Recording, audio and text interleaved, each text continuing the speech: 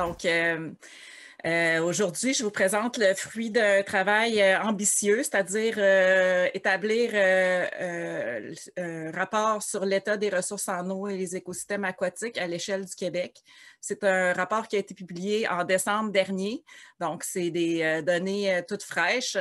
Et puis, c'est un moyen d'accéder à l'expertise gouvernementale. Vous allez voir qu'on a développé de nombreux partenariats avec des collaborateurs du ministère de l'Environnement et du MFFP pour réussir à vous faire un portrait des enjeux actuels sur l'eau et les écosystèmes aquatiques. J'aime commencer par des remerciements. Le projet a été coordonné par le Bureau des connaissances sur l'eau du MELCC, dont moi j'étais la chargée de projet et j'étais accompagnée par 2 rédacteurs. Mais ce travail-là n'aurait pas été possible sans l'importante collaboration de 23 auteurs de fiches du ministère de l'Environnement, de 11 auteurs du MFFP et la collaboration de plus de 150 personnes issues de différents ministères et organismes. Donc, je vais revenir plus tard sur le concept de fiche, alors vous allez bien comprendre de quoi il est question. Le contexte du rapport, c'est qu'en 2009, il a été adopté la loi sur l'eau qui a instauré le Bureau des connaissances sur l'eau. Les exigences qui sont liées avec cet article de loi-là, c'est de transmettre au ministre un rapport sur l'état des ressources en eau et les écosystèmes aquatiques à tous les 5 ans. On a eu une première édition qui a été produite en 2014, mais pour ceux qui l'ont parcouru, qui ont eu l'occasion d'y participer, c'est important de savoir qu'un changement majeur a été fait dans les orientations du document et du projet afin de produire une approche par indicateur d'état sur l'environnement. Le BCE a également pour fonction de coordonner les moyens pour rassembler et diffuser les connaissances sur l'eau et les écosystèmes aquatiques à l'aide du système d'information sur l'eau. Alors, qu'est-ce que le système d'information sur l'eau? C'est un ensemble de composantes dont les différents éléments sont d'abord l'acquisition de connaissances qui peut être fait par nos partenaires comme le Centro. Il y a aussi le consortium qui a récemment été créé avec le ministère de l'Environnement qui s'appelle Osmose, dont le Centro est participant. Mais on a également tous les réseaux de suivi là, des gouvernements qui contribuent à alimenter l'acquisition de connaissances. On a évidemment tout le traitement de cette information-là. Le système d'information inclut aussi un site de collaboration qu'on appelle le portail des connaissances sur l'eau, qui permet de se créer des sites de collaboration, donc l'échange de documents en différentes organisations, qui n'est pas toujours possible actuellement. Mais également l'accès à une bibliothèque de documents liés au sujet de l'eau et également une quantité de données géomatiques qui sont mises à votre disposition. Et enfin, on a des mécanismes de diffusion qui sont le rapport que je viens vous présenter aujourd'hui, mais également la classe de l'eau qui a été mise en ligne également en décembre dernier, qui permet d'accéder à une quantité importante de données géoréférencées à la fois sur les sources de pollution, donc les émissions des industries et des municipalités, entre autres, et les données de qualité de l'eau. Ces outils-là sont complémentaires, puis on vise à ce que l'information soit mise à la disposition de plusieurs clientèles grâce à nos nombreux partenariats. Les objectifs du rapport, c'est d'établir une base commune de connaissances sur les conditions actuelles et l'évolution des ressources en eau et des écosystèmes aquatiques. Donc, par conditions actuelles, nous, c'est ce qu'on entend, c'est par l'état de ces ressources, identifiées à l'aide d'indicateurs d'état, ce qu'on va voir plus tard. Et l'évolution des ressources, bien évidemment, c'est la tendance qui peut être associée à cet état-là dans le temps. On vise à faciliter l'accès à une vue d'ensemble de l'état des ressources. Donc, dans un seul document d'une grande envergure, alors c'est un document qui fait plusieurs pages, mais je vais vous apprendre à naviguer dedans de façon facilitée. Mais grâce à un seul document, on peut avoir une vue d'ensemble de tout ce qui est disponible au ministère de l'Environnement et au MFFP en termes d'informations issues des réseaux de suivi. Donc, plus besoin d'aller voir une quantité de documents sectoriels présentés ou préparés par des différentes directions des ministères. Vous pouvez y accéder, puis par la suite, creuser un sujet grâce à ces rapports-là sectoriels. Grâce à nos indicateurs, on peut identifier les principaux enjeux liés aux ressources en eau et on vise qu'avec l'identification de ces enjeux-là, ça aide à la prise de décision. Un petit aperçu de notre méthodologie. Alors, c'est basé sur le modèle pression-état-réponse. Ça a été développé par l'OCDE, l'Organisation de coopération et de développement économique. C'est une approche qui est maintenant reconnue internationalement pour décrire l'état de l'environnement. Dans le contexte de notre rapport, l'état est décrit avec 43 fiches d'indicateurs. Et puis, on a décidé d'inclure certains indicateurs du portrait global de l'État du Saint-Laurent, qui est élaboré dans le cadre du plan d'action Saint-Laurent, parce qu'on désirait avoir un portrait plus complet de nos ressources. Pour nous, c'était important d'intégrer les aspects là, liés à l'estuaire et au golfe du Saint-Laurent. Je vais vous expliquer ce qu'on entend par le modèle pression-état-réponse grâce au petit schéma que vous avez au bas de l'écran. Donc, on a d'abord la force qui agit sur l'État. Donc, par exemple, on peut parler des activités industrielles. Donc, une force, c'est quelque chose qui est assez global. C'est dans le principe où est-ce que ces activités-là humaines ont un effet sur les ressources. Donc, ensuite, on passe au niveau pression. Les pressions, c'est les mécanismes par lesquels la force va venir agir sur l'état des ressources. Donc, par exemple, les rejets de métaux lourds dans un cours d'eau. L'état va être décrit à l'aide d'un indicateur, comme ici, on parle de concentration de métaux lourds dans l'eau de surface. Cet état-là, plus ou moins perturbé, a des impacts sur l'utilisation de nos ressources. Donc, par exemple, une problématique en alimentation en eau potable, cette eau-là pourrait être de mauvaise qualité. Et finalement, on répond à ces enjeux-là par différentes réponses ou mesures qui sont adoptées, par exemple, par les gouvernements, comme l'adoption d'un règlement limitant le rejet de métaux lourds dans les cours d'eau. Notre cadre d'analyse, c'est basé sur une approche par milieu. Donc, on a décrit les différents types de milieux. Donc, on a les eaux souterraines, les eaux de surface qui se déclinent selon milieu humide, lac, rivière, fleuve, estuaire, golfe. Et on a ajouté à cette édition-ci un volet sur les milieux nordiques. Grâce à ça, on établit un état général des ressources en eau qui se décrit en paramètres comme la qualité de l'eau, la quantité d'eau, la faune, la flore et les caractéristiques physiques des cours d'eau. Pour chacun de ces paramètres-là, je vous ai mis quelques exemples d'indicateurs qui ont été choisis pour les décrire. Pour ce qui est du portrait général de nos résultats, donc je vous présente là, un tableau que vous pourrez toujours consulter là, à la droite de la diapositive, où on peut voir nos 43 indicateurs qui sont répartis dans différentes catégories d'état. Donc, ils sont facilement identifiables grâce à la légende de couleur. Donc, ça passe de bon à mauvais là, selon le dégradé de couleur. Et on a également associé à ces indicateurs d'état une tendance. Donc, Donc, on a 6 indicateurs qui sont en amélioration. La plupart, là, les 77% des indicateurs sont en maintien. Et puis, on a un seul indicateur qui est actuellement en détérioration. Nos résultats globaux, c'est que 46% de nos indicateurs sont bons ou intermédiaires bons. Et 21% des indicateurs sont plutôt mauvais ou intermédiaires mauvais. Je vais vous présenter quelques faits saillants positifs qui ressortent de notre rapport. C'est sûr qu'avec 43 indicateurs, là, on ne peut pas tous les aborder. Donc, je vous fais quelques petits flashs d'informations. Donc, ce qu'on constate, c'est que les 6 indicateurs qui sont en amélioration actuellement sont liés au système du Saint-Laurent. Donc, je vous montre par exemple, là, grâce à un pictogramme, là, il y a un pictogramme associé à chacun de nos indicateurs pour repérer rapidement le sujet qui est abordé. Donc, ici, on parle de contamination de la chair de poisson. Donc, on peut voir qu'il est intermédiaire bon et que son état est en amélioration.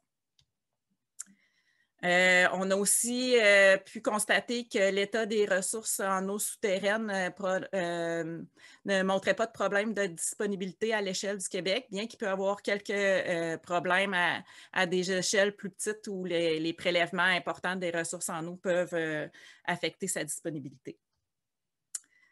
Un autre indicateur qui est bon, c'est la contamination de l'eau par les métaux comme le plomb, le fer, le cuivre. Et on a un programme nommé Environnement plage où des lacs peuvent être volontaires pour faire partie du programme de suivi. Donc, les plages suivies ont des cotes moyennes excellentes ou bonnes. L'effet saillant négatif, eh bien, on a notre indicateur lié au beluga de l'estuaire dont la population est menacée et globalement en déclin également. Et on a notre indicateur dont la tendance est à la détérioration. Donc, c'est lié au processus océanographique dans l'estuaire et le golfe. Donc, un problème de diminution d'oxygène, une augmentation de l'acidité et une augmentation de la température de l'eau. D'autres faits saillants négatifs. On constate que nos indicateurs qui sont liés à des petits cours d'eau en milieu agricole sont tous en mauvais état ou en état intermédiaire mauvais. Donc, on a ici la physico-chimie des petits cours d'eau en milieu agricole, les diatomées benthiques, ainsi que les macro-invertébrés benthiques. On a aussi constaté que la naturalité globale des cours d'eau était faible. Donc, c'est la capacité des cours d'eau à remplir leur fonction écologique. On a également un indicateur lié aux pesticides où on constate que les pesticides qui sont détectés sont en concentration supérieure au seuil de protection pour la vie aquatique. Donc, je vais vous amener à une petite navigation dans le cœur du rapport. Mon objectif aujourd'hui, c'est de vous donner quelques clés pour vous donner le goût d'aller le consulter et puis voir comment vous pouvez vous repérer dans un document qui fait quand même plus de 400 pages. Donc, on va voir que chacune des fiches sont autoportantes. Donc, s'il y a un indicateur qui vous intéresse lorsque vous consultez la synthèse des résultats, il est toujours possible de cliquer sur cet indicateur-là et de se rendre directement à une fiche qui nous intéresse. Par exemple, ici, nos pesticides en milieu agricole. Donc, quand on accède à la fiche, on a une description de l'indicateur. On a une section uniquement dédiée à l'état de cet indicateur-là ainsi qu'à sa tendance. On a aussi toutes sortes de fonctions de navigation à l'intérieur du document. Donc, on peut passer d'une section à l'autre. Donc, on a des chapitres sur l'impact des changements climatiques. On a des chapitres sur les éléments perturbateurs, leur impact. Et c'est possible de passer d'un chapitre à l'autre. On accompagne nos fiches de plusieurs cartes, donc c'est possible en tout temps de cliquer sur ces cartes-là et d'accéder à ArcGIS Online, qui est un produit en ligne de Esri qui permet de se déplacer à l'intérieur de la carte pour, par exemple, cibler un secteur qui nous intéresse et même questionner des points d'échantillonnage pour connaître le cours d'eau visé, le nombre de pesticides détectés, sa fréquence de dépassement, etc. On accompagne également les résultats de nombreuses figures qui peuvent également être agrandies pour une meilleure consultation. Pour aller plus loin, donc ceux qui veulent toujours en savoir plus, parce que les fiches font une dizaine de pages, il y a une section pour en savoir plus qui fait référence à un ensemble de publications qui sont plus pointues sur ces différents sujets-là. Et bien sûr, toutes les références bibliographiques citées dans les fiches apparaissent à l'intérieur des fiches. Maintenant, je vais vous faire un petit portrait de l'état des ressources par thématique. Donc, aussi, ici, on parle de la qualité de l'eau. On a 20 indicateurs qui en parlent. On a 60% des indicateurs qui sont bons ou intermédiaires bons. Par contre, le quart d'entre eux sont plutôt mauvais ou intermédiaires mauvais. Puis, on a vu que c'était essentiellement lié au milieu agricole. Le maintien est pour 71% des indicateurs. Je vous présente quelques indicateurs plus en détail. Ici, on parle de la physico-chimie, bactériologie des cours d'eau en milieu agricole. Donc, on voit que c'est intermédiaire, c'est plutôt mauvais et la tendance est au maintien. Donc, on a fait un suivi de 22 petits cours d'eau en milieu agricole où le bassin versant était recouvert de 25 à 80 de sa superficie en agriculture. Plus de 75 de ces cours d'eau-là, pas des cours d'eau, mais des stations d'échantillonnage ont donné des résultats mauvais ou intermédiaires mauvais.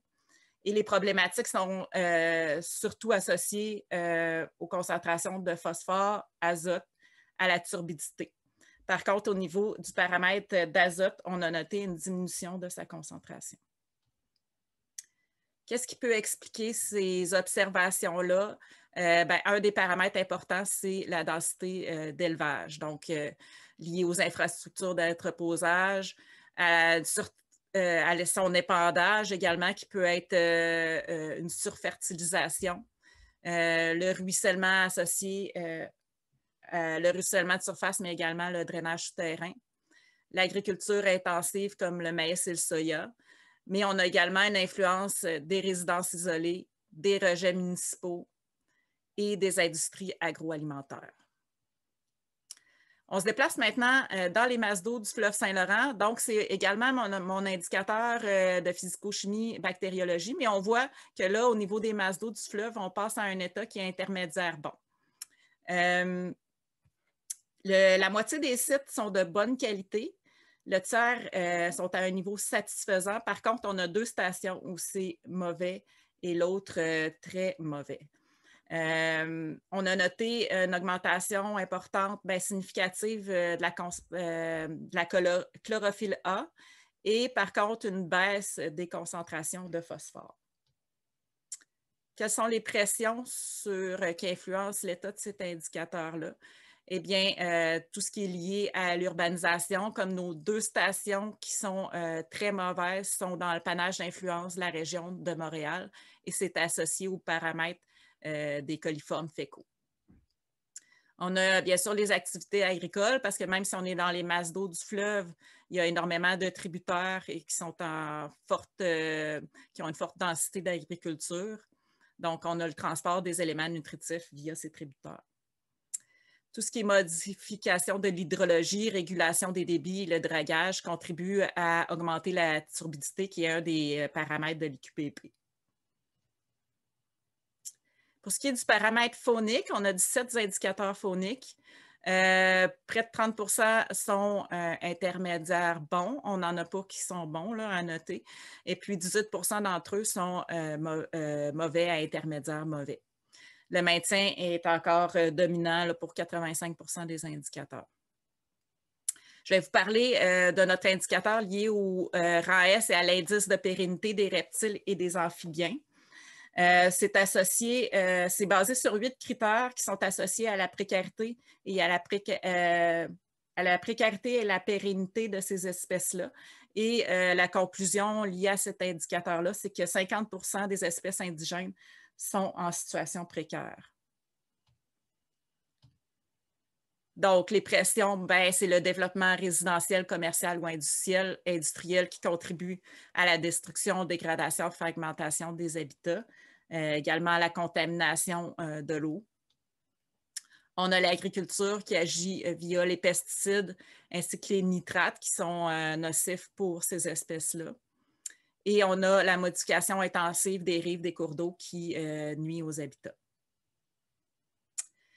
Pour répondre à ces différents enjeux-là, eh bien, le gouvernement agit déjà comme pour ce qui est de la qualité de l'eau. Il y a de la réglementation dans les secteurs agricoles, municipaux, industriels.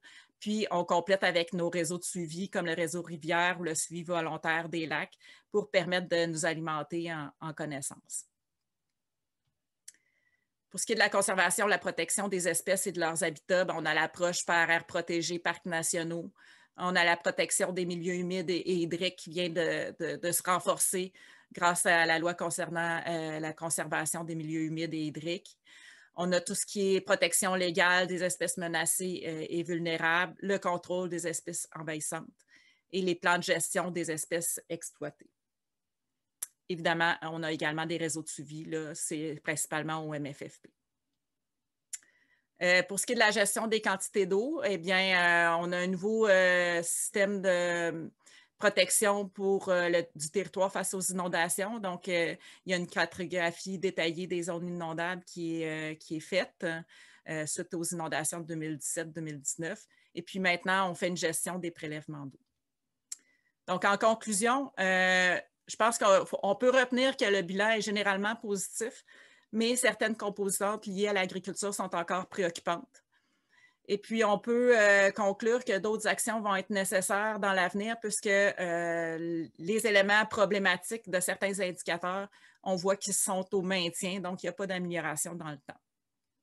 Pour continuer notre travail, il va falloir poursuivre le suivi de ces indicateurs-là, développer des nouvelles connaissances pour des composantes qui sont peu documentées comme la flore et les caractéristiques physiques des cours d'eau et s'assurer que les résultats du rapport sont diffusés et peuvent guider les futures actions gouvernementales. Alors, je vous remercie de votre attention.